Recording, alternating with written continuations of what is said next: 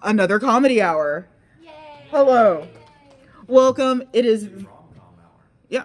I don't need this. You guys can hear me, right? Yes. Awesome. Bonus points for being loud. So, welcome to How to Write Romance. My name is AichiYume. My human name is Amanda. You may use either. I'm not offended. Can I call you Nye? You can, but I've had some Nye crisis because Trigun Stampede renamed Knives Nye. And that is not where I get my name from, even though, on the inside, I am that genocidal plant penis monster. On the inside, we are the same. I mean, there's a lot of romance in Trigun Stampede. There's a whole lot of romance. It's just not consensual. Greetings. Welcome. As I mentioned, my name is AichiYume, and despite my online and in real life persona, I actually really like romance. I developed quite a reputation for being a romance hater. I don't like love. I don't like that. No, that isn't the thing. I quite like romance. I'm a fan fiction writer at heart. I love romance, and I'm an old fan fiction writer. Fanfiction.net. Zanga. Oh. Zanga. Welcome, come on in. But here's the thing. Most romance is just not written well. And that pretty much goes across genres, because the thing is with writing especially is that everyone is pulling from very, very similar tropes, feelings, and stories. You are always going to repeat the same few Shakespeare plays. You are always going to repeat the same few tropes. That's just how it goes. Even when you think you are not writing a trope, that's actually called the anti-trope. Therefore, it is a trope. So when you think you're doing real good and you're really organic and it's like, yeah, no one's ever done this before. Someone has done this before. That is not said to discourage you. It is said to set you free. Once you embrace that, writing becomes so much easier. Hello. The minute that you start to understand that writing is set up the way it is for a reason, it lets you go. No longer do you have to feel like, well, I'm not going to be a Kafka. I'm not going to be a Poe. You're right. You have access to medical care and antidepressants. And penicillin. So no, you're right. You're not going to be that one Greek philosopher who died by having an eagle drop a turtle on him. That was a real thing that happened. Honestly, I'm not sure that we would survive in the modern day because giant rock hitting your brain is still gonna An eagle was flying by. This dude was laughing at the eagle, dropped a tortoise on him, and fucking died. Okay, the eagle took it personally. Yep, don't laugh at eagles. But most romance across genre, across medium, just isn't written well. And if you've ever had that feeling of watching a romance plot, reading a romance plot, engaging in a romance plot, and being like, wow, I hate this. And have you ever thought, this is me? I'm broken. I'm wrong. I hate love. It's not you most of the time. Sometimes it genuinely is, and that's a whole different experience journey. But most of the time, it's just because it's not written well and it doesn't capture you. And issues that we will get into in future slides. So, how do we write romance well? You are in luck. I am by day a social media manager and digital marketer. By night, I am a writer. In between those hours, I am a podcaster of 2 podcasts, one entirely on boys' love and queer romance in fiction, and one on classic literature. So if someone must be your guide into this Dante's Inferno, I hope I'm a decent enough one.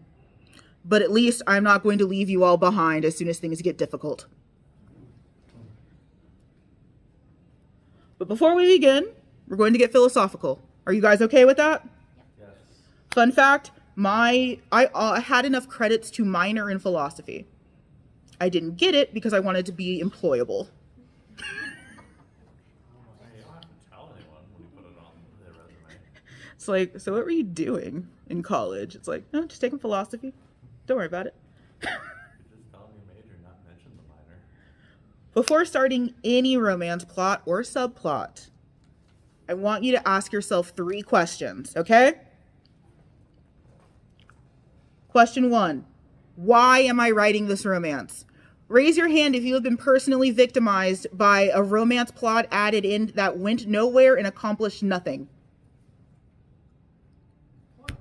It's awful. The worst.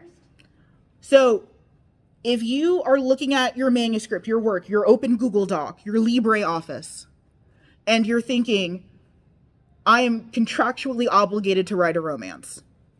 No, you are not.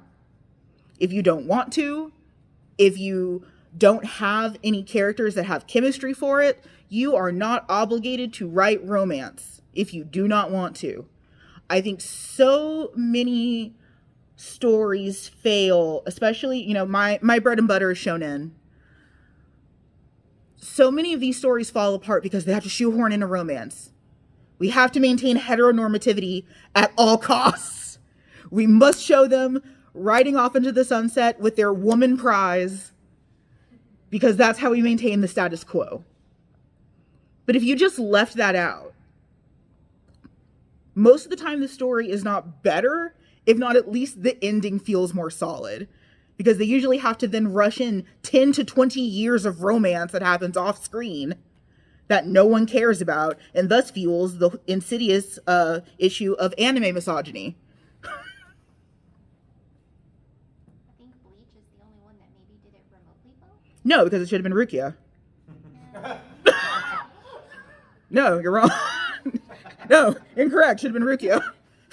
Should have been a polycule with Ichigo, Renji, and Rukia. That's how And maybe Bleach. Orihime. Uh, I don't know. I mean, back and forth on whether or not Orihime should have been with Aizen, No. Likiora. No. Ukiura. I think Her friend who is very obviously lesbian. Oh yeah, was sorry. very The close. Aizen was for me. Yeah, no, that's groomer. That's groomer. Fuck that. No. I never said I was a good person. He has enough problems. And I can take care of all of We them. don't need to add more. I can solve each and every single one of them. I said the exact same thing about Light Yagami. Oh. No, but I wanted Teru Mikami, who was worse. Okay, next question. Who should be the love interest? Now, if you're writing your next grand shonen piece, you would assume your love interest should be your leading lady or leading man. Now, most of you, I'm assuming, like comics and anime and all that other cool nerdy stuff. Correct? Yes? Good. Hi. How many times have you witnessed a main character pair have zero chemistry? Too many, right? Yeah. I lack fingers to count the times. I would need to borrow fingers in a way that sounds less serial killer-y.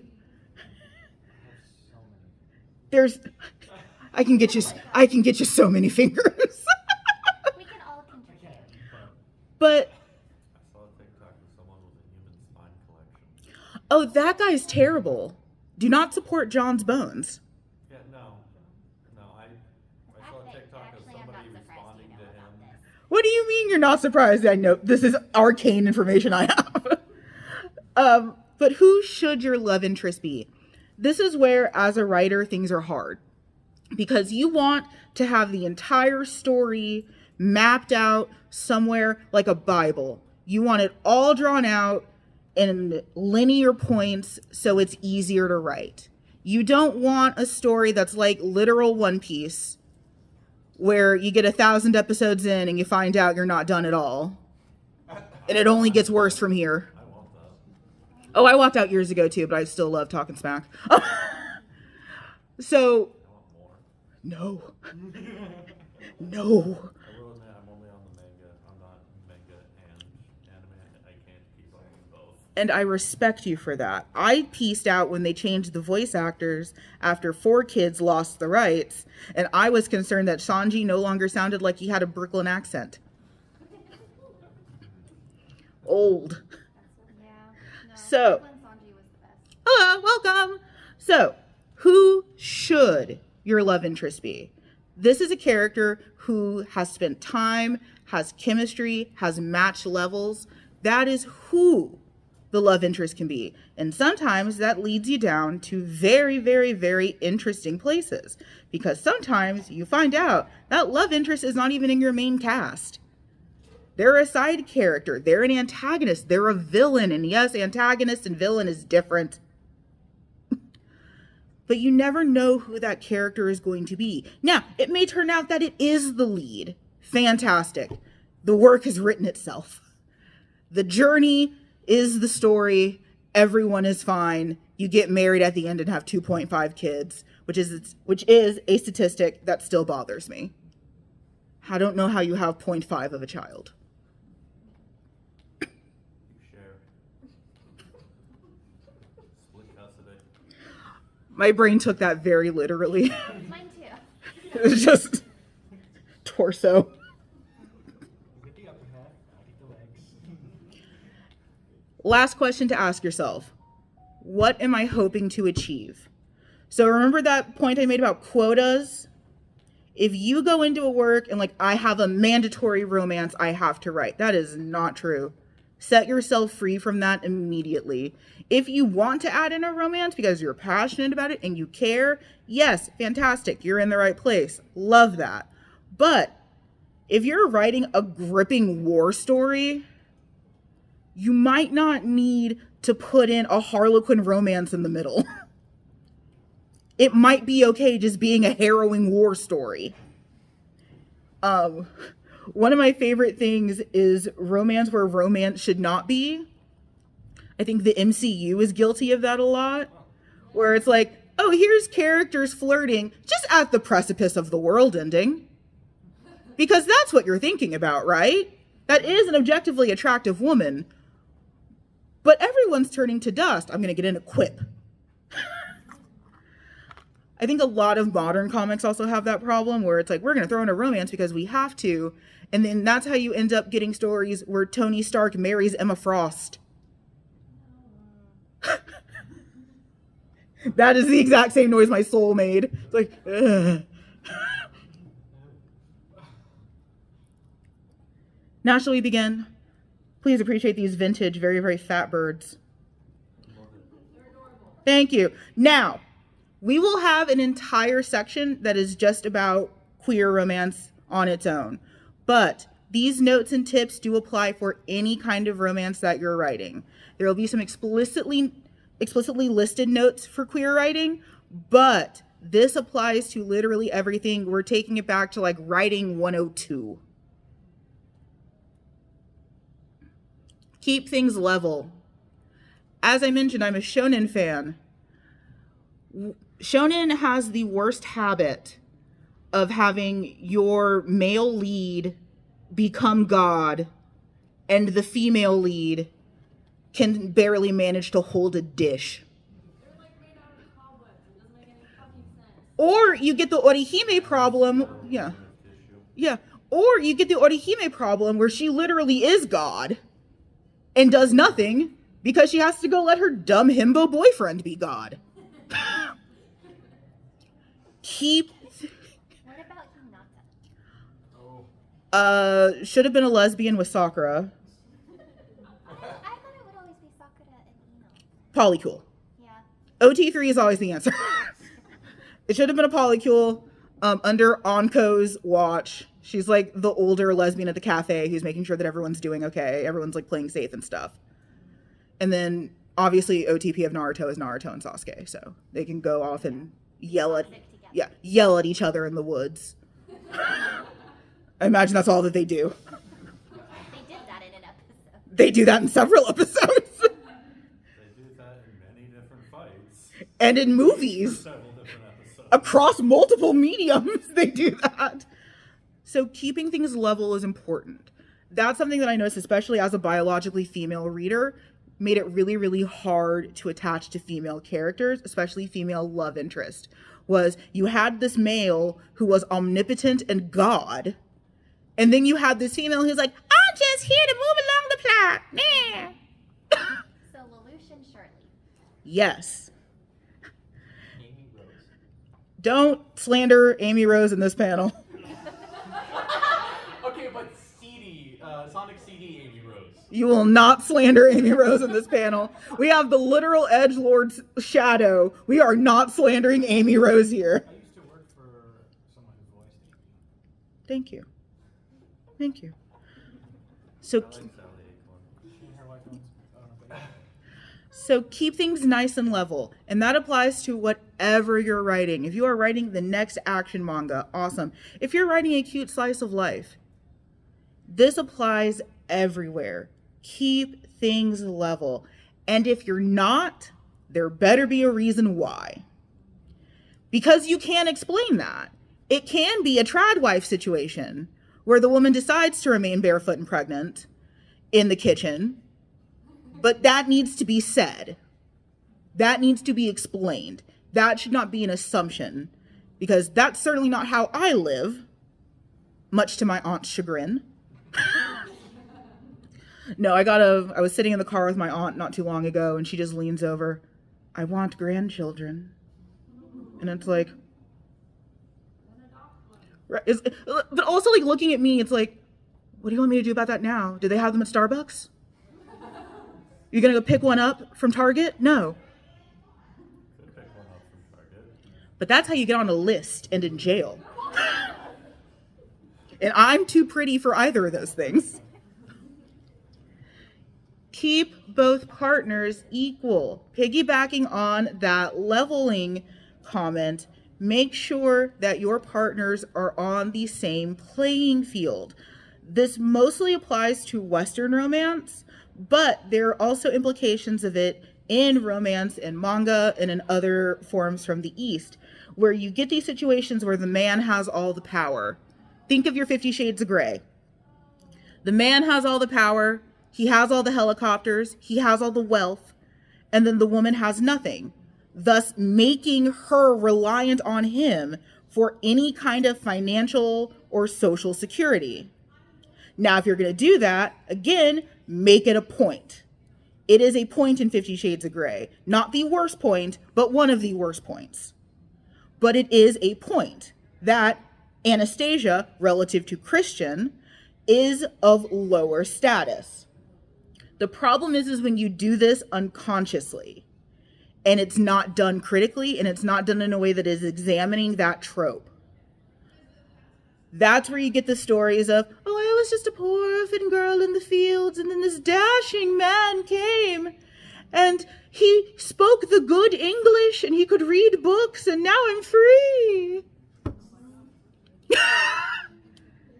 That's not keeping both partners equal. And again, you can do it. I'm an old-fashioned fanfic writer. I love me a dark romance. I love some toxic themes. But if you're gonna do it, there better be a reason. Keep framing in mind. So your frame is what makes the picture of your scene or your work come together. One of the biggest things that I'm seeing right now is actually very, very recent drama, but with that Colleen Hoover movie. We have to talk about it. I'm sorry. I'm contractually obligated. Well, it's not a spoiler. The theme of the book is domestic violence. The problem is that the book doesn't handle it well. So it goes from violent scene of intimate partner violence to, I'm gonna look at the flowers and everything's fine. And look, he made a grand gesture. Surely he loves me with my black eye. The movie doubles down on that and makes it worse. So just trigger warning if that is something for you, which it was for me, and I did not like many parts of that. But I didn't like it because the framing was bad.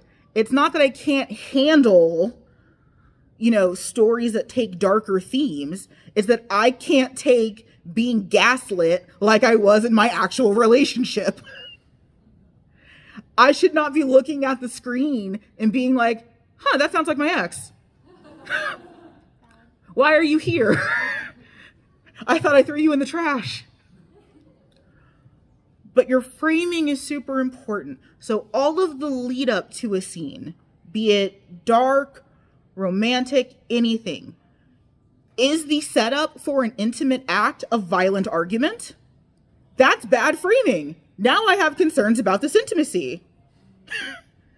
Unless, again, that's just that kind of couple and you explicitly say this is their brand of crazy, which does exist. The problem is when it's unintentional. It's when you're writing, and then you change into something else. Again, that court-mandated romance.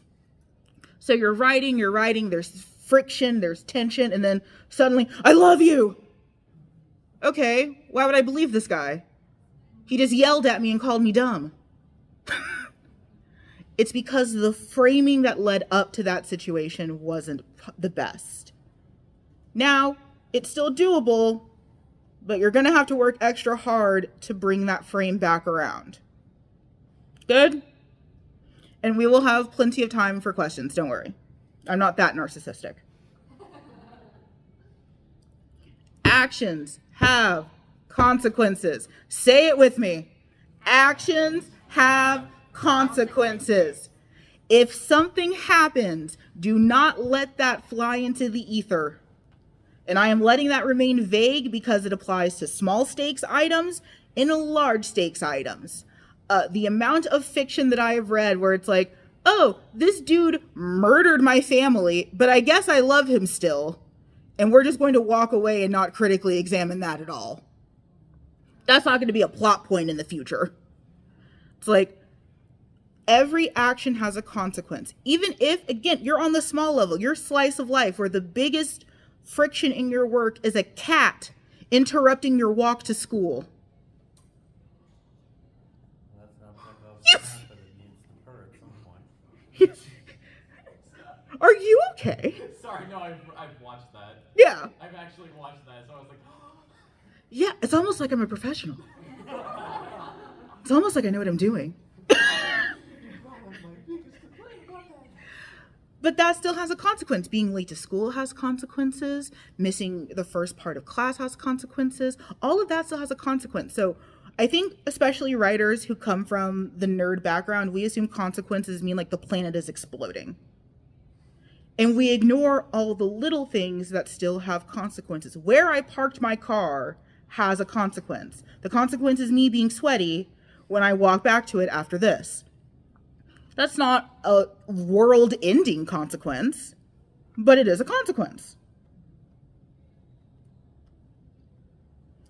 Be mindful of your bias and what messages your work is sending. I think the big place that I see this, and it's important, I am of African American descent. I am biologically female. Where I see this the most is with stories tackling race and religion. If you are writing an interracial couple, think about why we're doing this. I'm not here to put limits on anyone. I'm not quite as strict to say, if you aren't one of us, don't write us. But I know where I have my boundaries, and it is important that you set where you have your boundaries. And understanding why you have suddenly or consistently felt the need to write this. One place I have this, and I'm not saying anything inflammatory, but John Green, the writer, love him, but I have some questions about why he keeps writing horny teenagers.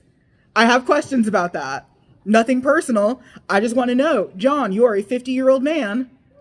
Why are you still writing about horny teenagers? Be mindful of that and understand that when you are embodying these characters, these types, that there's even more tropes and language you have to be careful of. If you are writing a black character and you use 5 different words for brown and none of them match, we fightin'. If you refer to specifically a black man or a black woman with some kind of food allegory, there's a book called The Delectable Negro that is amazing, and it talks about food consumerism and domination over African Americans. There's a whole book on why you shouldn't be calling this mocha chocolate ebony. And that can be perpetrated by us. I read my Aunt Zane novels. And Zane does the exact same thing. Zane's supposed to be one of us. Still saying, my ebony warrior. Okay. His name is Ted. He's an accountant. Relax. But be mindful of your biases and the message that you're sending. Because oftentimes when you are writing these romances, you are taking your unknown biases and putting them out. There is no greater reflection of yourself than writing. Suddenly, all those things that you thought you didn't have, you have them. When you write bisexual characters the same way that everyone was doing it in the 1990s and the 2000s, where bisexuality is just a step on the path to the true form of lesbianism, that is perpetuating a bias that you have. And that's not necessarily your fault, but you have to examine it. If you're looking at this work and saying, I wonder why I did that. And trust me, if you do not look at your work and like every few hundred words, why did I do this? You need to look more. Yes. Oh, I thought you raised your hand. I'm sorry. So be mindful of bias in your message, because the thing is that you are going to go on to represent real people. It might not be your intention, but that's how representation works. And it might not always be one for one. I'm very rarely looking for exactly me in a manga, but I have found that representation in other places. Thus, it's important to keep that in mind when forming your characters and your love stories.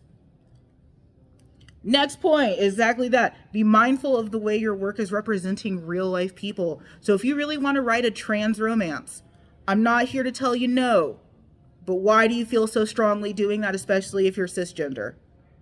Why do you feel so called to do that? And maybe you get to go on the magical journey that many of us older yaoi fans did, where we started writing as men and suddenly we got real comfortable being men.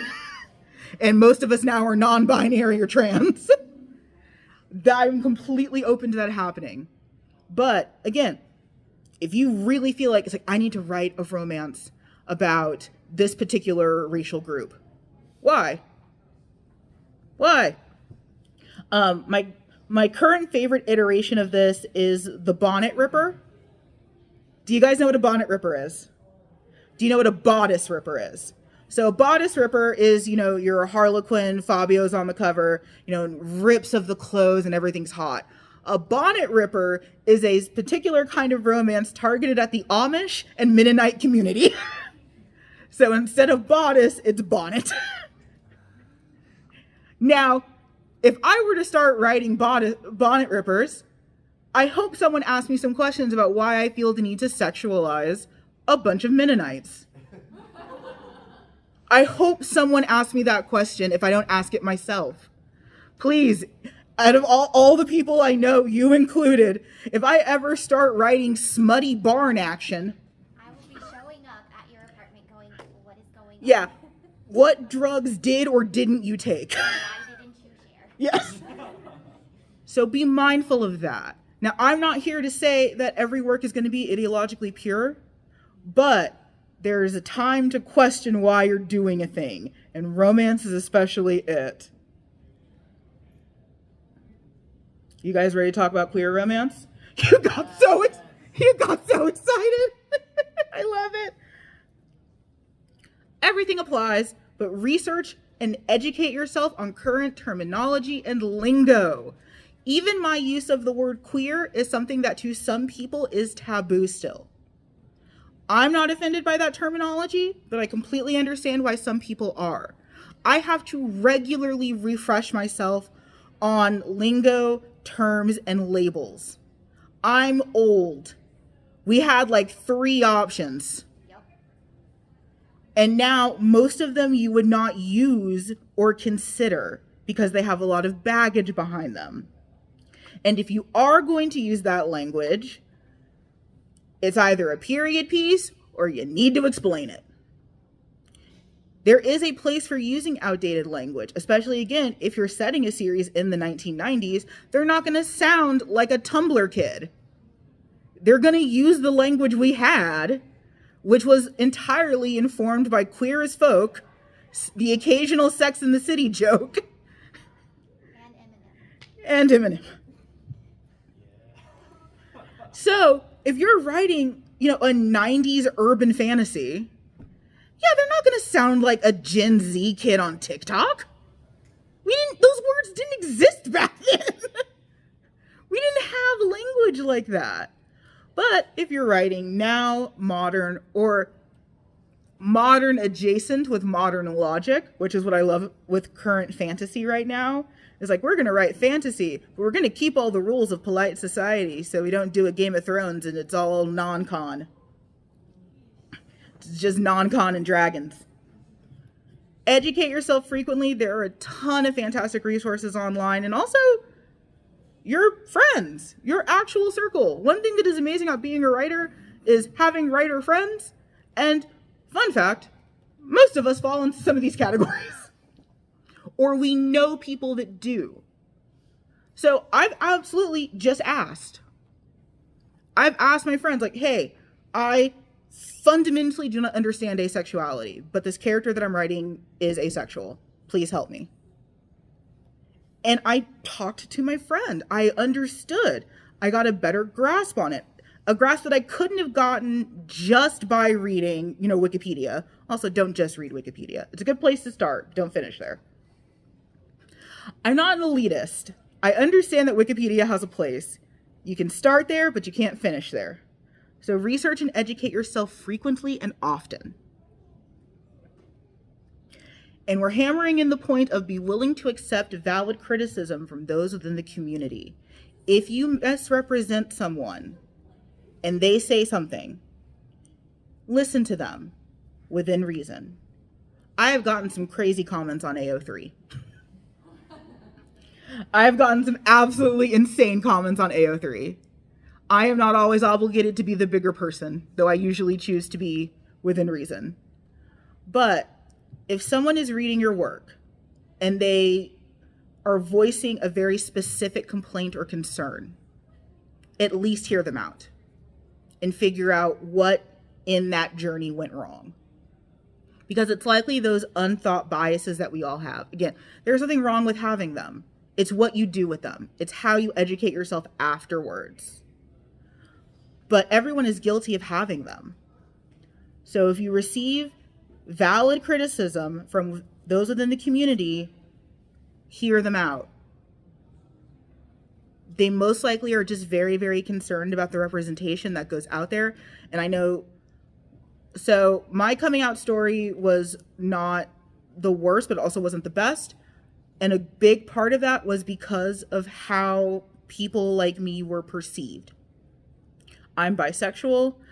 I was bisexual in the early 2000s.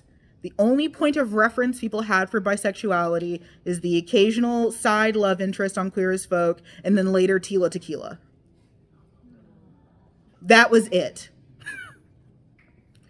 So I was not keen to come out open and proud during that time because the perception was so negative. So when I still see badly written bisexual characters, when I see badly written pansexual characters, when I see this, it's essentially triggering because it's like, I'm not going back there. I refuse to go back to having to caveat myself 13 times just because I'm in the gay and lesbian alliance when the other part of it is bisexual. So be willing to accept that criticism from within the community and accept it in your own way.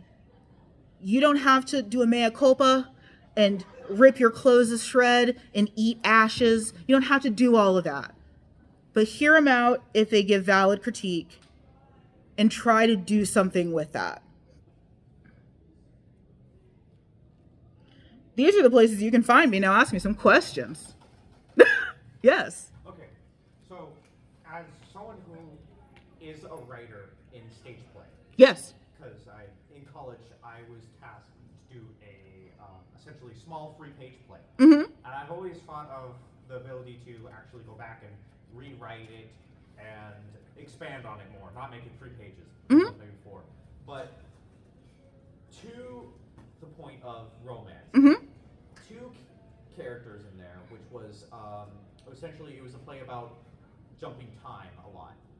And the father was supposed to be shown to be more grumpy and angry as he got older. And part of how I showed that was the daughter getting married to one of their childhood friends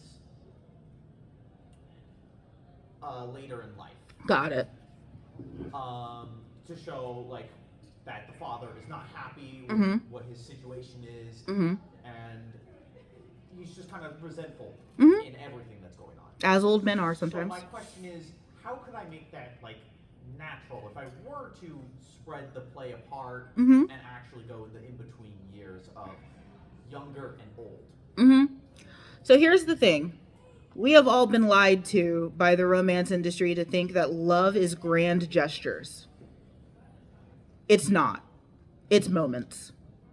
It's hands brushing against hands. It's leaning on a shoulder. It's sharing a difficult moment of time together. Love is moments, not big events.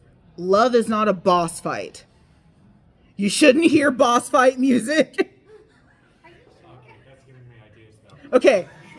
In my next campaign, it will be boss fight music. But as a writer, it can feel like that, but it shouldn't necessarily be that.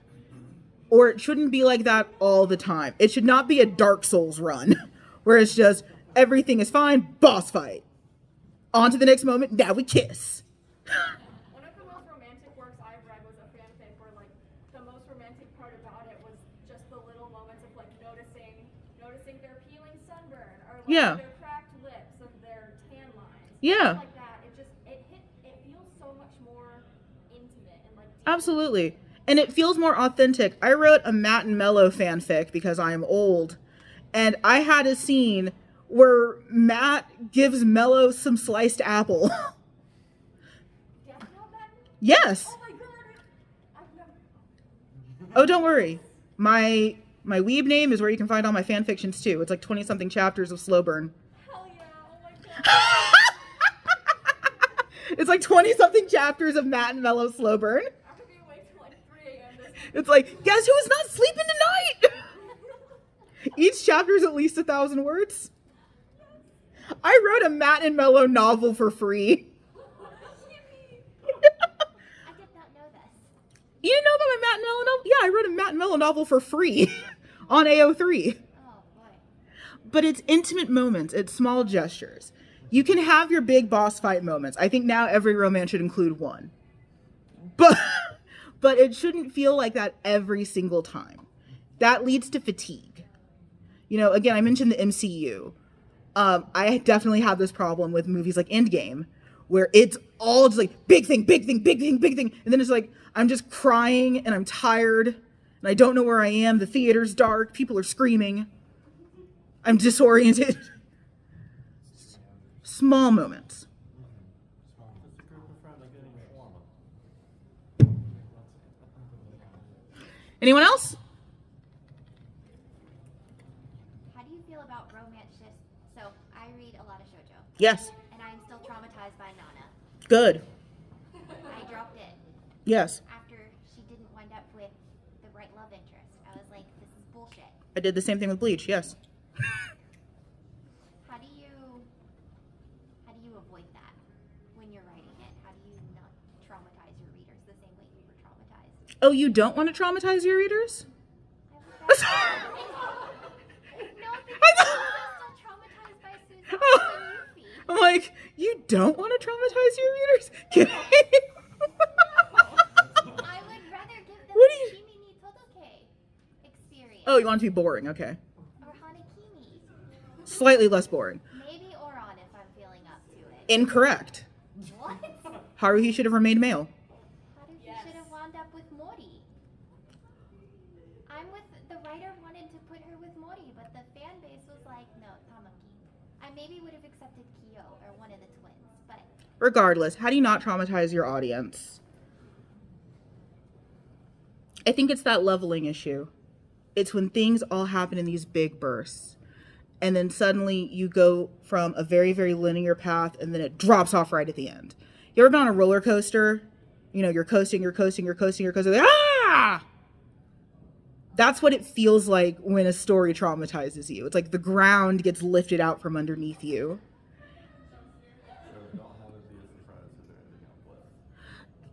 It needs to be a surprise if it's plot necessary. But reader traumatization is not necessarily the author's fault.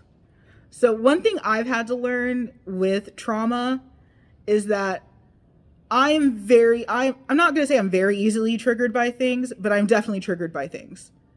It is not the Russo brothers' fault that I got triggered at the end of Avengers Endgame.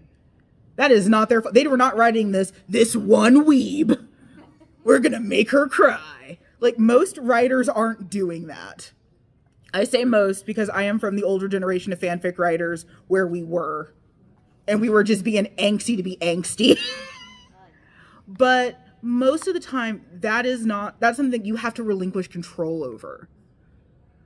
Because you can never know a person's mindset. You can never know how they take it. You can never know how they're going to feel about it. It's like, I've seen Nana. It was not that traumatizing to me.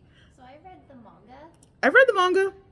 Yeah, no, It's sad, but like it was so I have a boys love podcast. My co-host is like that with Banana Fish.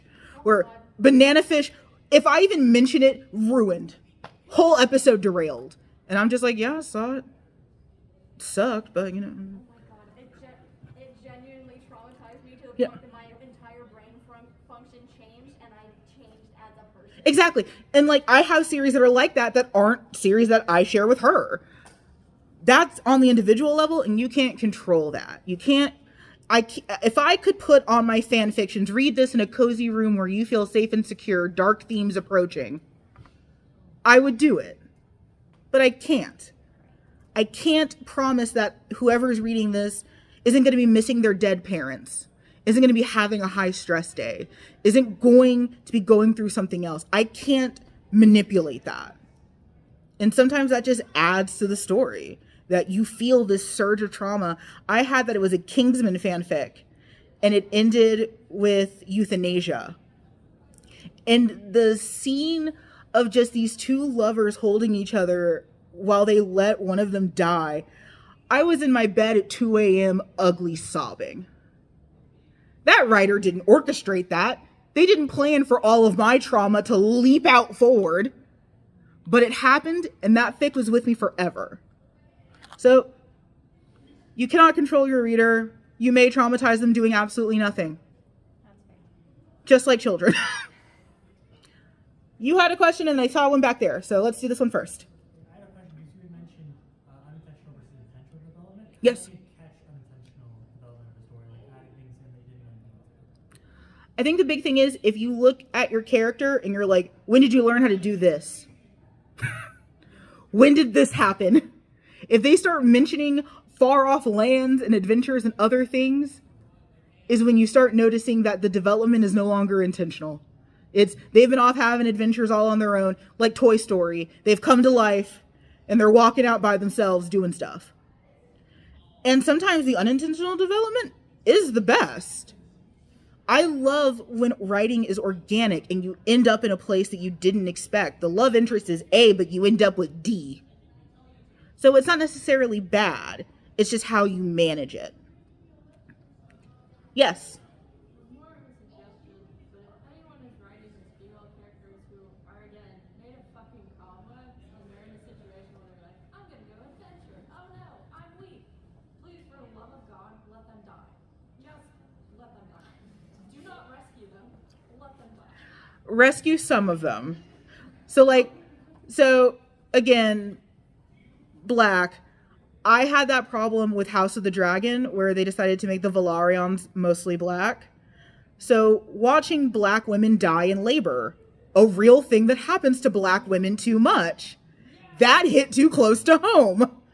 Seeing that fantasy racism again hit too close to home. Now, I'm not saying that was a bad decision. I just know it definitely gave me pause in scenes where I don't know if I would have paused if it was the other way around. Also had that with Interview with a Vampire. Now suddenly we have mob violence against black characters. I wonder where this has happened before. Specifically, I'm thinking of the over-sexualized ones who can't do jack shit. So, yes and no. There are some times where it is okay. Die may be a broad term. Fade into the background. Go to another school. They transferred schools. They joined a different club. They found a bard and they're out doing saucy routines together. But keep in mind again that framing and all of that stuff around it. Being a writer is so hard because you have to keep in mind the weight of the world at all times and you can barely keep your own thoughts straight. Because, yeah, at first with like Interview with a Vampire, with House of the Dragon, I was like, yeah, black people, woo! And then it's like, yes, a black woman dying in labor. That happens. Yes, violence against a queer black person. I wonder where I've seen this before. But it's something that no one thought about, or at least they thought they were making a point, which is a different panel. But yeah. Any other questions? I have a couple more minutes. Yes. A comment to that one. Yes. When you're killing off the female characters, there's also a trope to keep in mind if you're falling into it, which is killing Fridging? off the female love interest for the sake of the male's character. Yeah, so don't fridge. That's called fridging. Do you guys know that term? Okay, so there's been more than one Green Lantern. The arguably coolest one is Kyle Rayner, who decided that he wanted to use his ring to be a movie star and famous and to get revenge on all those who wronged him. He's my favorite.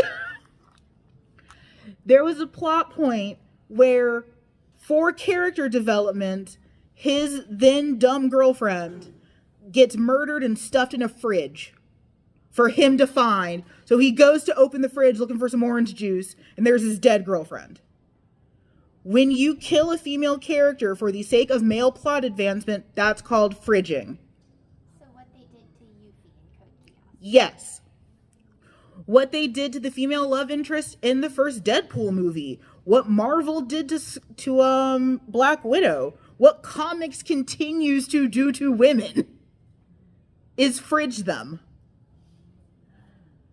And it's one of those things, it wasn't until I learned the term that I began to spot it everywhere. When you don't know, you just accept it. That's just how people write. As a love interest, I'm going to end up in a fridge. And it's not until you realize, that's horrible. Why is every female character I have to look up to going to end up in the fridge? And sometimes the fridge is literal and oftentimes it's metaphorical. The worst is when they jump into the fridge themselves. Looking at you, Black Widow at the end of Infinity War.